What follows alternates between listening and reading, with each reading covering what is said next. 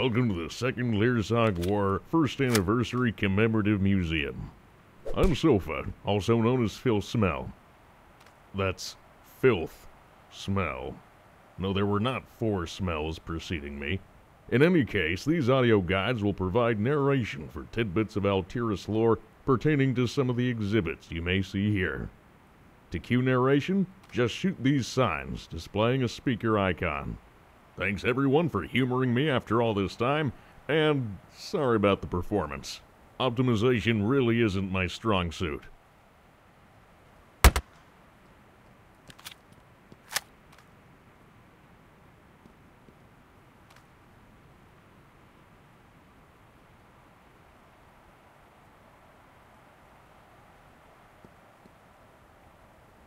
General Endry Larmos remains a celebrated figure in Servanian military history to this day. As acting field marshal of Servanian army operations from the latter half of the war with Chagaria up until the collapse of the Kruvik regime, he is often remembered for his strategic expertise and unique approach to maneuver warfare. Popular history often glosses over many aspects of his career and personality. Up until his appointment to field marshal, his strategies relied on gambling with the lives of his men, violating his orders, and often intentionally severing contact from higher command echelons. His success could arguably have been thanks to luck and general mismanagement of the Chagarian invasion forces, until recognition by the Ministry of Defense allowed his approach to be integrated into doctrine, a doctrine which would define Servania's expansionist efforts throughout the Westernlands Wars. Even more notable, and equally overlooked, was his complete social ineptitude, obsessive and unhealthy work ethic, and veritable laundry list of mental illnesses which had gone undiagnosed until decades after his death, including anxiety, depression, and a variation of obsessive-compulsive disorder. While other leadership elements of the Kruvik regime were accounted for during its collapse, his sudden disappearance gave rise to a number of conspiracy theories, ranging from him assuming a position of leadership among later nationalist guerrilla movements, to escaping with one of many supposed lovers. The truth would be found much later, after his remains were found in the root cellar of what was once his family's home, having relapsed and spent his last days in isolation, where he died of starvation.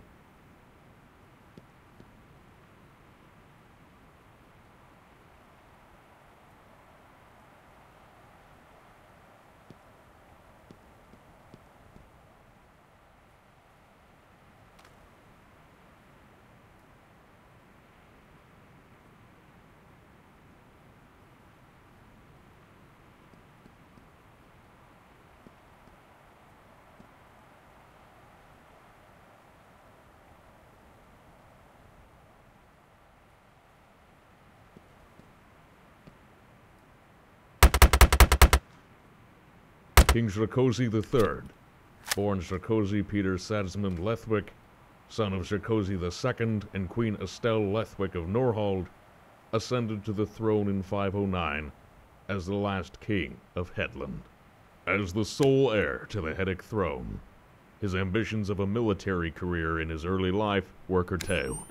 Nevertheless, he went on to attend the Brescian Imperial War College at a young age, where he earned the title of honorary lieutenant and gained a keen interest in maritime studies. This was believed to have influenced his later attempts to establish Hetland's own ocean-going navy, and while that may be debatable, his interest in sailing and naval history was apparent in his personal life. He would marry Duchess of Krast Anna Rothkin in 498, making him the first of his line to marry within Hetland itself, ingratiating himself with a number of other prominent Hedic noble houses. The early years of his reign coincided with the foundation of the Servanian Republic to the west, and the aftermath of the Lavinian Revolution in the east, and the tensions that flared across Altiris as a result. Moreover, the popularity and stability of his immediate predecessors placed a great deal of pressure upon him, putting him under especially heavy scrutiny. Just as Hetland found itself wedged between the Commonwealth and the League, forced to abandon its policy of neutrality, Srakosi himself often found himself at the mercy of a divided kingdom. With his predecessor's emphasis on bolstering the nation's economic prosperity, the influence of the aristocracy could not be ignored, and their fears of a military coup meant some risky compromises would need to be made. Moreover, the Urchek correspondence, conducted during the Lord's uprising in Cervania, cemented Hetland's alliance with Chagaria and the Sovereigns League. Although this would be met with general public approval, it was seen by many in the capital as a violation of principle, and potentially the undoing of House Sadsman's work. When Chagaria launched its invasion of Cervania in 524, the rifts within the kingdom would be further widened by his agreement to lend troops from the home army, and his agreement with General Ifan Litzferman to bolster the nation's defense, the latter interpreted as a sign of mistrust of their Chagarian allies. Zharkozy remained in Lingain during the early months of the Second Leersog War, despite making several plans to visit troops, which were often thwarted by Cervania's unexpectedly rapid advances. Finding himself powerless amidst the bickering of the central staff, the aristocrats, and the home army's field officers, he, his family, and a handful of servants and close friends would be moved to a secret underground bunker, where they intended to spend the duration of the war. While Cervanian propaganda depicted it as an extravagant underground palace, conditions were in fact very Spartan. Meals were often limited to the same emergency rations distributed to home army personnel, and when Zharkozy's son Ilan became ill, the royal family had to flee the country by ship, as the proper medicine and doctors were not available. The secrecy of the royal family's evacuation resulted in very few details becoming available. During what was most likely the last leg of the trip, aboard the Bressian destroyer HIMS Ildridge, Zharkozy would suffer a fatal stroke. Upon arrival in Falazdam, he would be declared deceased. With the death of his son 2 years later, after being thrown from a balcony, and Queen Anna's death by suicide shortly thereafter, House Sadsmund and the Kingdom of Hetland would ultimately end there in the Bressian capital.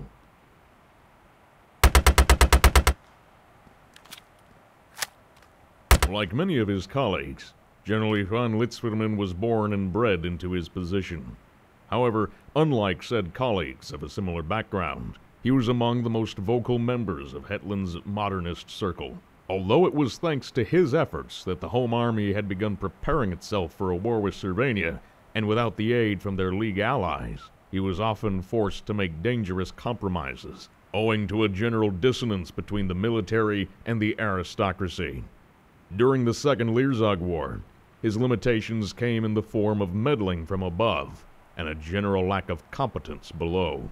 When a series of well-executed maneuvers could have allowed him to sever the Cervanian spearhead and shift the tide of the war, he was consistently hampered by miscommunication, insistence of the central staff to remain static, and the inability of his subordinates to properly execute their responsibilities. By the time cracks had formed in the home army, and various factions had begun conducting operations in their own way, he could not rely on any form of support from upper echelons. Following the end of the war, he would be appointed to the position of Prime Minister of the Cervanian puppet state, the Republic of Hetland. In a notably vitriolic move, he had many surviving members of the central staff, his former superiors, tried for incompetence or outright treason, resulting mainly in exile. With their consistent campaigning throughout the Westlands Wars, he was able to leverage Cervania's economic position to Hetland's advantage, sparing Hetland from reparations, full-scale Cervanian occupation, and ultimately undoing the Republic's status as a puppet state.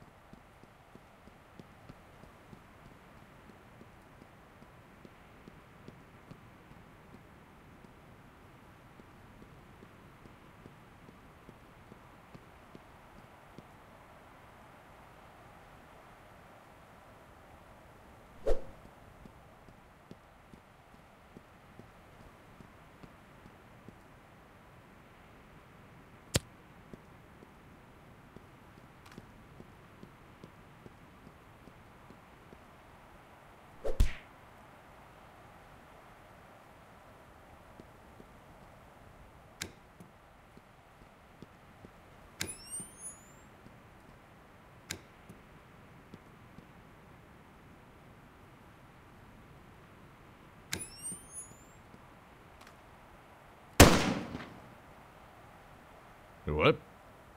Look, man, this is my office. This is my office. What are you doing in here? Go on, get out. Didn't you see the door? It said, do not blow up this door. There's a reason I put those signs there, mister. Oh, what? You think this is a joke? You think this is a funny joke? You think we're having japes and laughs and goofs, huh? You just gonna stand around there like an idiot? I told you to get out. Get out of my office. I'm busy in here. You can clearly see that I'm busy. You can see that I'm a... No, never mind. I guess you can't, because I'm not technically here. This is a disembodied voice. But you get the idea. Just take my word for it. I'm busy. Get out.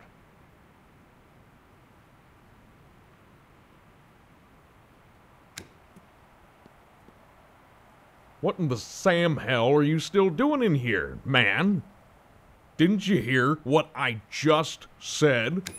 I said this isn't a joke. I said this is my office. I am working. Get out. I'm freaking serious, man. You're starting to get on my nerves. You guys are clamoring for me to make all this content and make all this stuff. I'm trying. What do you think I'm doing in here, dude? I am trying to make stuff for you and for me. Because I still am surprised I'm not the only one playing this. But you guys want me to make stuff. I am trying to make stuff. Okay? That's what I'm doing in here. Now, if you would just get out and let me finish it, that would be outstanding. Please leave. Goodbye.